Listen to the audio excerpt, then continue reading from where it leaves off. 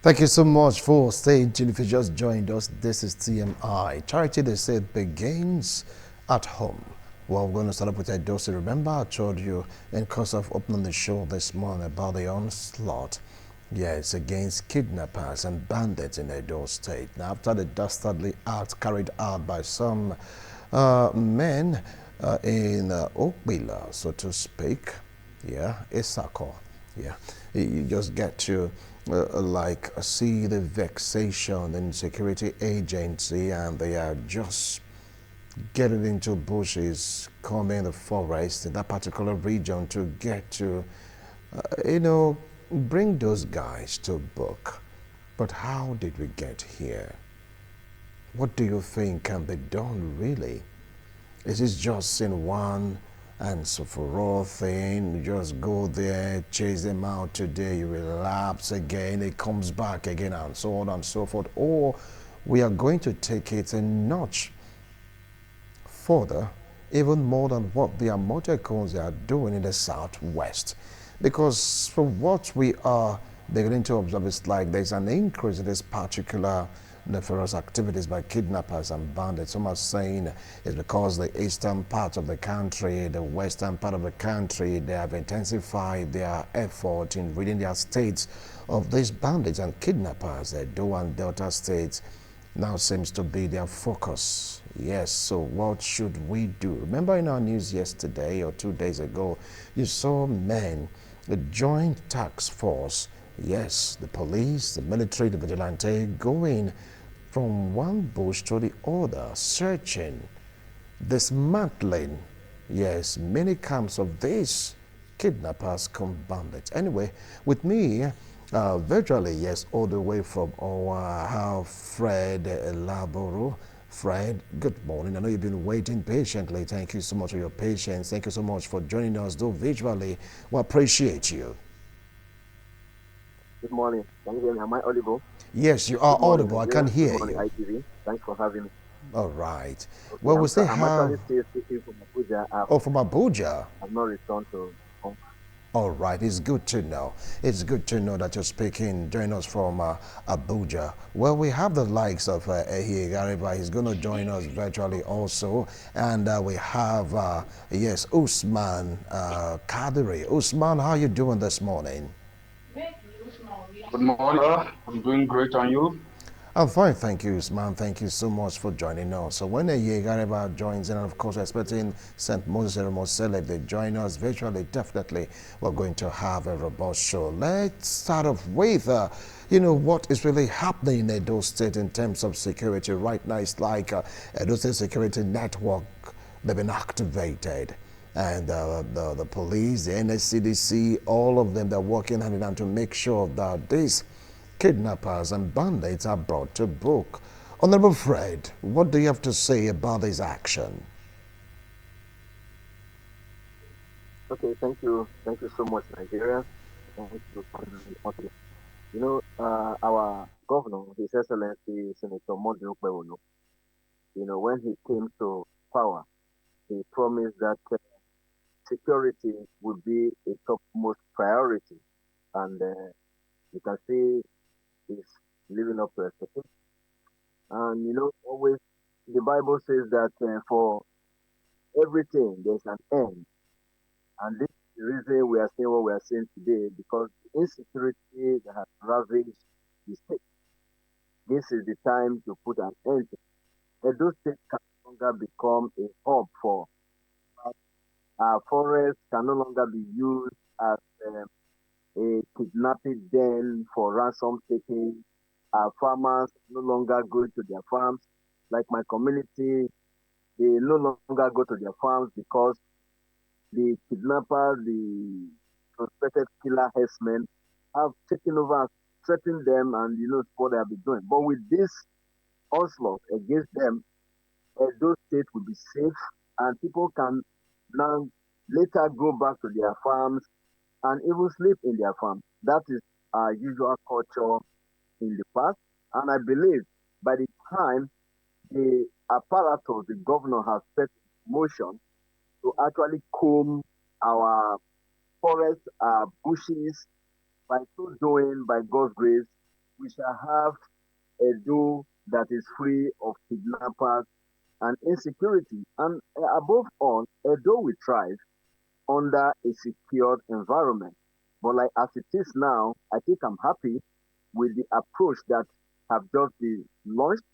You can see everybody can see for themselves that even the kidnappers will now know that Edo State is no longer a place for them to harbor.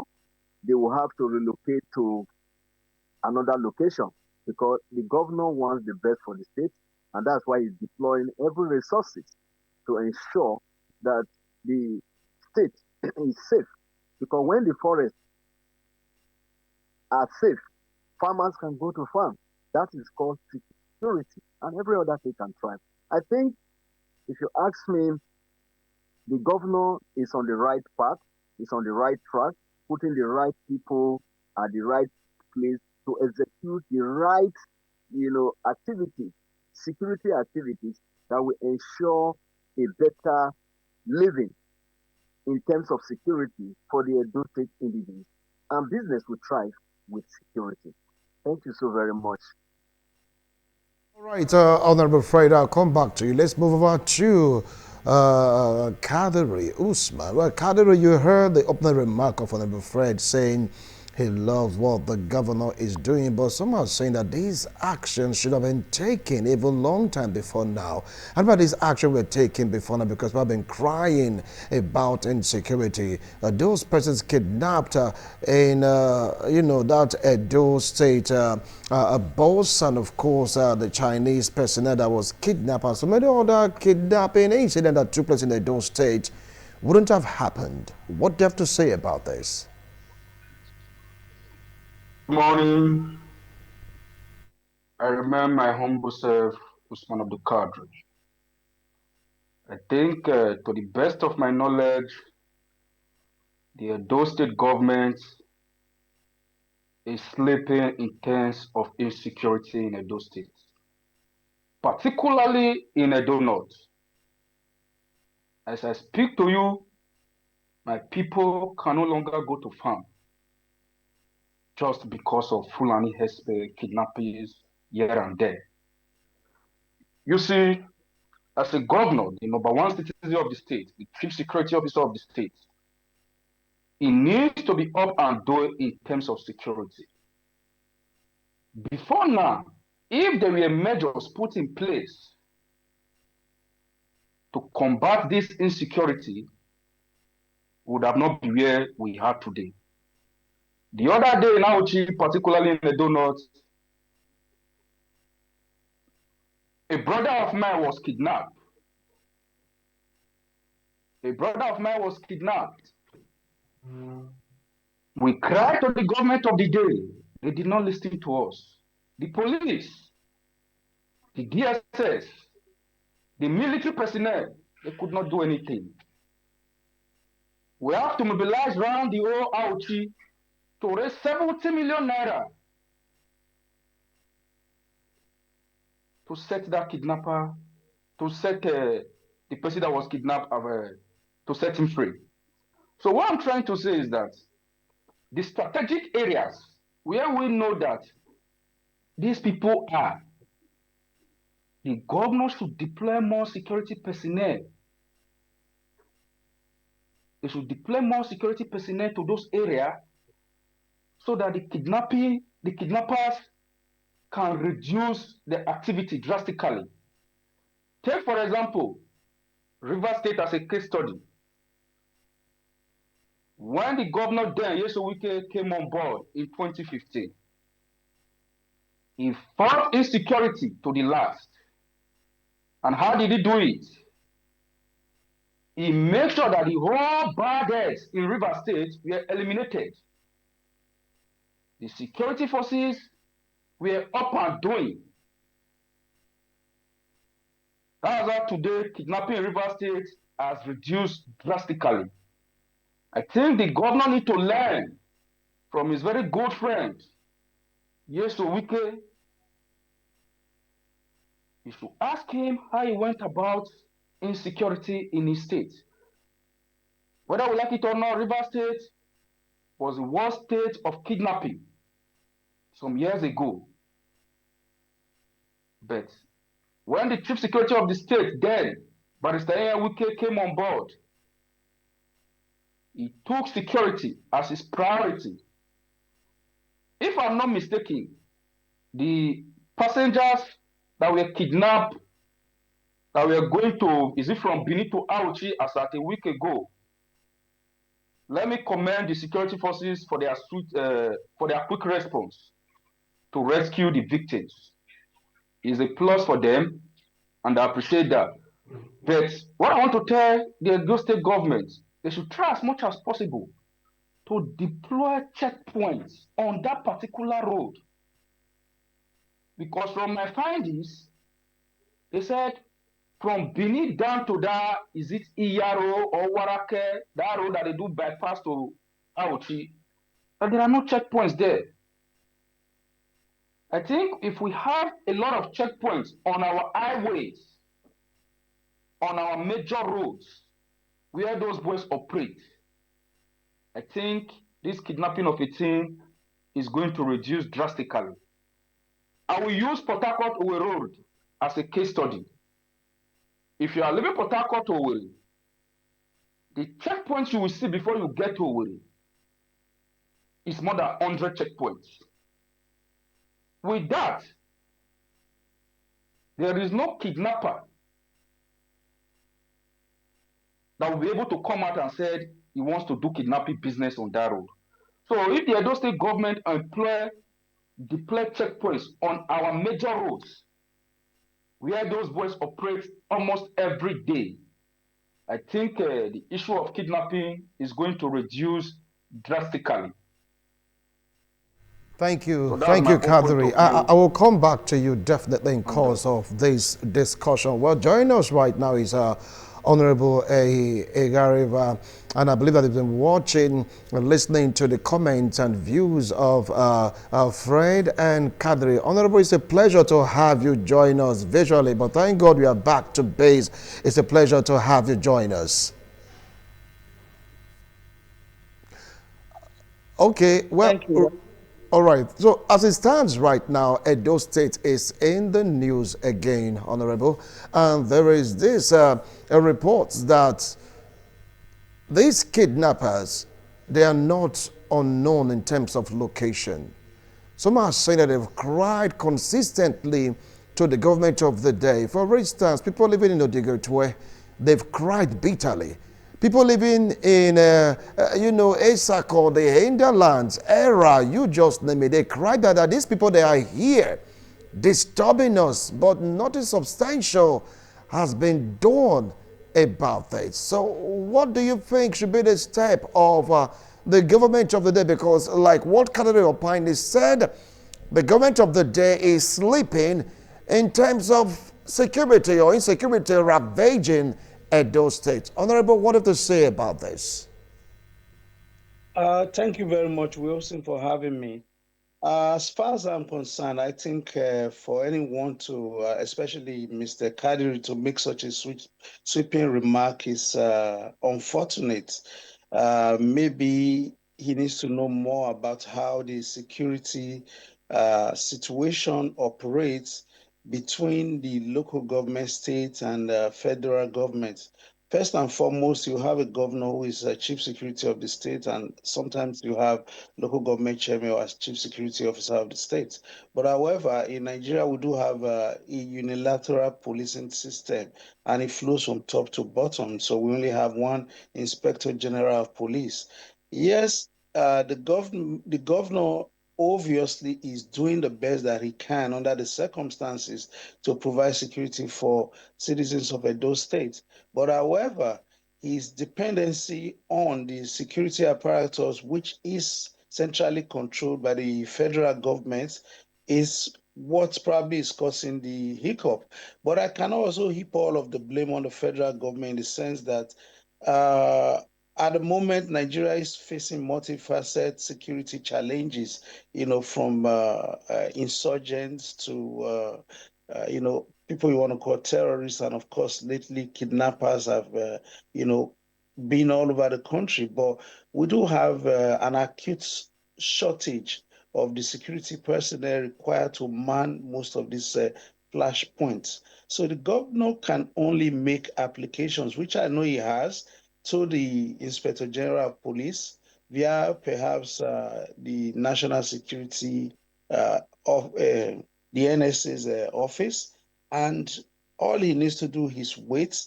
He's made known what his intentions are against criminality in Edo State. He set up a task force that's going into the forest to try to clean up the whole place, and they've made significant progress.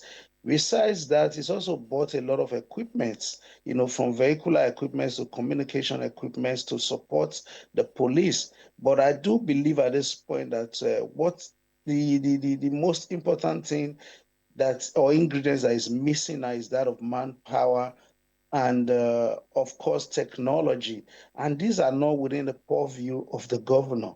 Everyone who knows about how a democracy runs, especially the Nigerian democratic model, will know that the Inspector General is centrally controlled from Abuja. And I also said that presently, going by the statistics available, Nigeria have a shortfall of security personnel, and we are also now seriously overwhelmed, if you will, by the numerous occurrences of security challenges across the country. So the reliance on even there is no better time to call for state policing. The only appendage I have to that is that while we are calling for state policing, we have to also call for local government policing, All because right. the more as they have three tiers of government, should also have three tiers Yes. of policing, so that Okay. most of these issues can be nipped at the board. That is my contribution for now. All right. I'll come back to you, Honorable Higara. It's a pleasure to have you back to base. Now, let me move over to Fred, all the way in Abuja. Fred, previous shows and, of course, talks on TV, you complained bitterly about what is happening in your community era. Has situation improved? Because from what Kadri said, he said they went to the police, nothing was done. They went to the DSS, nothing was done. They had to rally round to, put together 70 million to free his brother that was kidnapped in Edo North, specifically Auchi, and of course, environment. Said the government is sleeping. So, in your community, has it improved? Thank you so much, my respect comrades and my colleagues in the on set. I don't know if I'm audible. Yeah, Am I you're still audible. audible? Continue, we can hear you. Very good. The truth is that my community have not enjoyed what is called peace. Even as we speak, the era community, there's still threats, there's still farmland destruction, there's still crop destruction. In fact, farmers are being chased out from their farm. But sometime last week, I had some kinetic discussion with some security agency, with the government, and they deployed some, tax force to our community. And that also brought a relief. You see, one thing we should know is that security, it is not a one-off thing. Security is something that is a progression. You make progress in it. If it's not something that is a sport thing.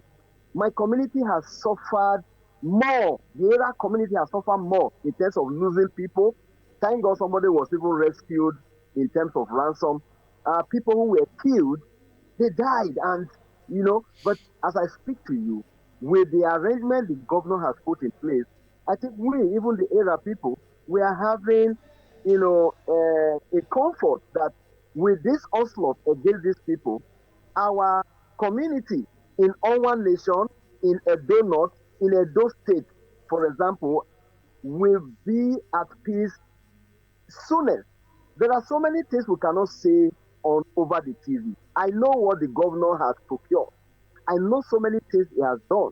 But some of these things, it will be counterproductive when we begin to talk about it on the TV. Are we suffering in era? Yes. But is there a relief coming? Yes. Joy. is coming. Joy of security is coming. And I want to advise that while we are trying to get things right, we should also try to, appreciate what the government is doing. The governor met kidnappers already situated in our bushes in Edo State, and he's trying his best now to ensure that they are dismantled and removed totally. I think we should commend that because nobody, even the president, cannot just stamp out kidnapping and everything at once. It's going to be a systemic thing, deployment of resources and equipment to get these guys out of our bases. I think we are doing well. I can say the governor is doing well. I am saying it because I am affected most. I have lost two people. I have lost money in era in terms of insecurity. But I'm the one telling you that the governor is doing something that all of us in a short while we will see what the governor has done to remove all these criminal elements in our communities and in our bushes. I think the governor is doing well, my respected comrade. Thank you so much. You think he's doing well? Now let's get to see if Kadri will share your views and opinion on the governor doing well. From what Honorable Fred said, they said he cannot disclose some things on national TV, but joy is coming. Is there any semblance of joy is coming in Edo North from your own perspective, Kadri? Okay. Honorable Fred, thank you very much. From my own point of view, I will agree with him. I will take a 40% of what he said, that the governor is doing well. But he needs to do more. My community, Auchi in particular, in terms of insecurity, I believe Auchi is the worst community so far. Reasons are, my people can't go to farm. You can't go back to your house by 8 p.m. If you know Igbira camp very well, once it is 8, I don't think you can go there. You can do your findings. Once it is 8 p.m., you can't move to Igbira camp because our people are scared. So I would like to appeal to the governor. He has already started doing some things, which as at 2 weeks ago, my community, they told me that the bikes that they distribute for the local vigilante, they've released it, and the majority of them are moving to the bushes. So I would like to commend the governor for that, but he need to do more. I know security situation is not something you just achieve in a day. It's a gradual process. Do you understand? It's a gradual process. So, like Honorable Fred said, we'll give the government of the day few time and let's see what they will come up with. I will pray that the government of the day, being led by Senator Mondo Bewolo of Edo State, is able to wipe out those criminal elements from our entire state. Thank you. Now let's move over to Honorable Ehie Gareba. You made mention of state police and of course local government police. You know, somehow it's been on the pipeline, this talk about state police, and now you now added local government police. I mean, how do you think it will work, or how do you think it can work, knowing fully well that these guys are already in our forest? Some security personnel are even afraid to approach some forests in Edo State. How can this really be done or achieved, Honorable Ehie Gareba? It's a bit challenging, so to speak, given the complex nature of our country, to imagine that policing can be done alone by the federal, and maybe if the state policing is approved, and the state will be able to do it without with the exclusion of the local government. So it's important to get the local government system involved, because all of those security challenges that we are talking about, especially insurgency and presently kidnapping, are locally done. especially in the bush and forests, that are situated in local governments. And so it's easier to gather intelligence, from the local communities using local security operatives. You see the very smart and deft move that the state Governor Senator Monday Okpebholo has done now is to move away from just providing motor vehicles to providing motorbikes as well, so that the security operatives and intelligence gathering can actually penetrate, the nook and cranny of the local government, especially with a view to penetrating the forest for ease of movement into those forests, because we all know that it's sometimes a big challenge, and at some point, sometimes also it's impossible to drive into forest. But with the motorbikes and through footpaths, they're able to track down these kidnappers, arrest and eliminate them where possible. So I think he's made a very fantastic move in that direction, and we just need now to maybe also uh, educate the local people on intelligence gathering and how to maybe place bounties or rewards on the information that they can provide, for the people. The police force and the DSS and of course the NSCDC, so that we need to stamp this kidnapping out of our forests. And I think the governor is moving in the right direction. But in the future, I think a collaboration between local government, state, and federal security forces will be able to do, a much better job. That is my suggestion. Thank you so much. We'll return after this break. We'll come back to conclude this discussion about keeping Edo safe. Yes, the onslaught against bandits and kidnappers. How do you think the government of the day can really keep Edo citizens safe? Is it with bikes? Who are the people that will be driving these bikes? Are they well trained? We'll talk about the terrains. Anyway, we'll return after this break. Don't go away.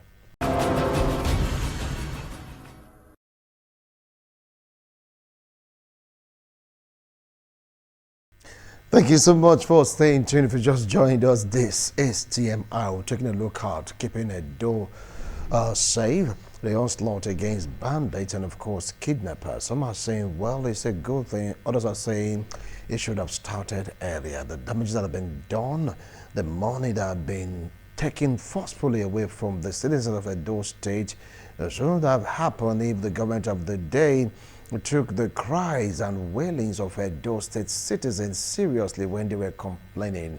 On the other hand, the government of the day is like saying that they came up barely just 6 or 8 or 7 months ago, so nobody should really heap the blame on them. But as it stands right now, after the killing of 8 NSCDC security personnel, the kidnap of a Chinese national, of course, the abduction of a boss, yes, those 16 were rescued, 6 still at large, and so many other cases. It's like the government of the day is beginning to wake up. But some of the opinion that the equipment given to them, of course, the manpower might not just cut it. I want to go over to Abuja where Honorable Fred is standing by. Honorable Fred, we saw the governor of the day giving out bikes. We saw other aspects of the governor of the day giving out cars. Some of the opinion that that might not just cut it because of the nature of these operations. Some of the opinion that some traditional rulers, they are aware of the presence of these people, and some are accusing the government of being complicit because they don't want to touch, in quote right now, the untouchables, for they know where these people are operating from. How come they are not really shaking the hornet? Okay, thank you, Wisin. Let me take it off. Let me just make a point concerning the traditional rulers, for example.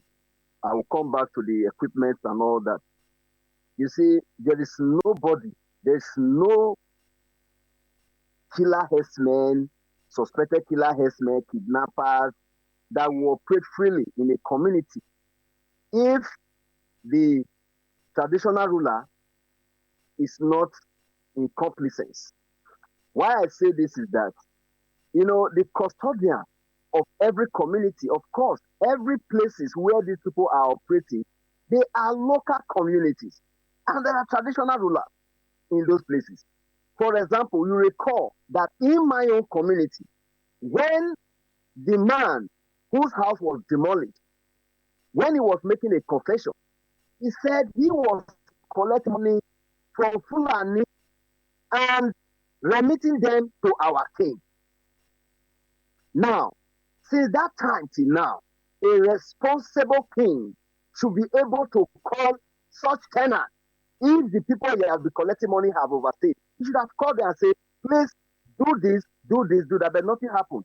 I can assure you that most traditional rulers are being investigated for the insecurity in Edo State. And I believe that governor is doing something about it. And anybody found culpable will be dethroned and disgraced in Edo State. That's all about that.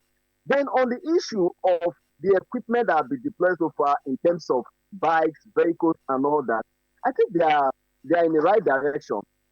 What I will also add is that when you have all this equipment, technology is the mainstay of security in Nigeria. As I'm here, I can view most places I want to view all around the world. So these kidnappers and all these evil bandits that is around our area, they can be seen operating, and they can be, their targets can be watched anywhere. But I thank God that also, like I said, I don't want to say so many things on this platform for security reasons also. These people, I can assure you that in a short while, they will not have any place to operate in the state. Our brother talked about roadblocks. Yes, roadblocks are good. But I would prefer that the bushes are no longer safe.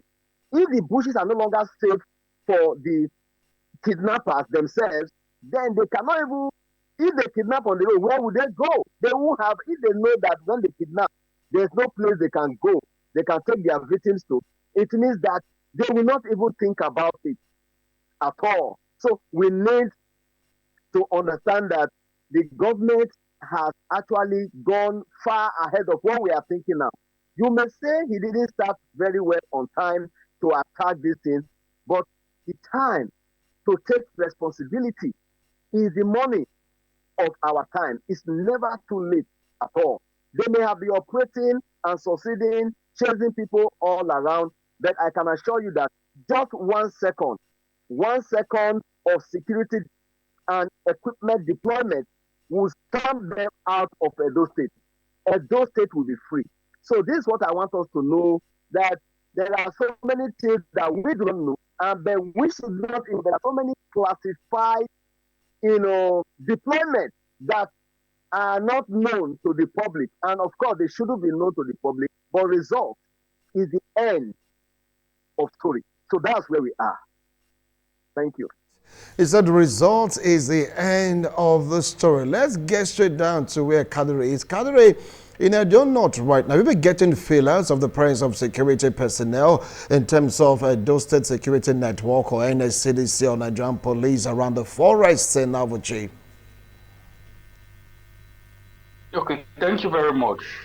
First of all, let me commend my brother, Honorable Fred, that said in terms of insecurity, whether we like it or not, the locals are involved. I agree with him. Because the kidnappers will not just move into a community and know the left, right, breadth, and center about the community without having an insider. And funny enough, it's just unfortunate that our country is a country, sorry to say, nothing is working. And I said again, nothing is working. Because I see no reason why we cannot get equipment that can locate where those people are in the bushes. If we want to really fight insecurity, we can do it. But we are not fighting it. Along the line, some persons are using it to make money. Let's be honest to ourselves. Let General Sani Abacha said, last, I stand to be corrected, should last for more than 20 years. The government is involved. What am I trying to say? We have the police jet. What are they using it for? Nothing. Just for official engagement. Just for official engagement. What stopped the government of the day to deploy drones into this strategic flashpoint, the bushes? Even if it's one jet fighter to move around the bushes. And I believe with that, the security agencies will be able to know where those people are and they will flush them out. Like he said, the Edo State government of the day, they are trying to do their best. We will wait for them and see the outcome. What I'm trying to let the government of the day to know is that I don't know, mostly Auchi in particular, we are in danger. In terms of security, erosion problems, bad roads, name it all. As I speak to you right now, in Iyake particularly, the Iyake community has come up with their own agenda to take security responsibility upon themselves. We no longer want to wait for the government. And we have drawn our own strategy. The community vigilante that volunteer to do this job, we've mobilized them. It's not everything we are going to discuss online. By the special grace of God, I believe Iyake in particular in Auchi will overcome the security challenge.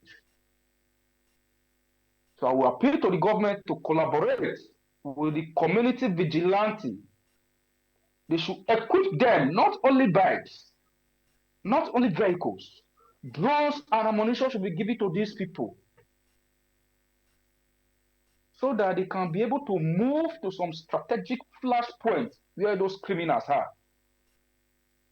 I think with that, we'll go a long way. I pray the government of the day succeed in flushing those criminal elements out of Edo State completely. Thank you. So much. Let's move on to where Honorable Igariba is standing by. You get to hear people saying that they are having their own community vigilante. Is it now a situation whereby each community should resort to self-help? You know, the Atalakba in the Asa Central, and if people are beginning to form just one or two quasi groups to really make sure that the community is safe, doesn't it signal the failure of government to really protect lives and properties in these communities as we round up the discussion? Well, for me, the local communities are always going to be an essential part of any form of security arrangement. And therefore, if the people are organizing themselves to form vigilantes, the essence of this is to pass intelligence to these government security agencies.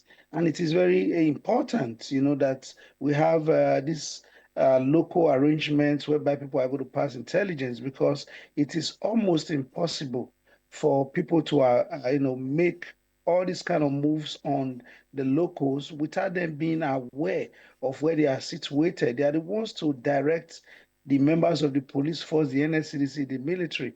I overheard my brother talked about using the helicopter to comb the forest. But however, I don't think that is practicable at the moment. But even what my own suggestion would be is to use maybe drone technology. But even at that, some of these things, they move around, and when you talk about forest, it's a very challenging terrain for security. Therefore, excuse me, we have to be patient with the government. I know it is a dire situation, but again, like you rightly mentioned, this government met this insecurity in the state. and it's only fighting back, pushing back on them. And some progress are being made because there's been a rapid response from the Edo State government in terms of procuring equipments, that are needed to fight this insecurity and coming up with a smart team as we're going into the dens of these kidnappers. I've seen a lot on TV. Of course, they cannot publicly reveal their modus operandi, but they have been combing the forest and they have been making some successes. And we just should hold on a little bit more. And I'm sure in the next couple of months, this insecurity would have been reduced to the barest minimum. I have that confidence in the arrangement that is in place, that has been put in place by the Edo State government. And I do believe that there are more works in the pipeline, but obviously you can't disclose this to the public because of its security nature.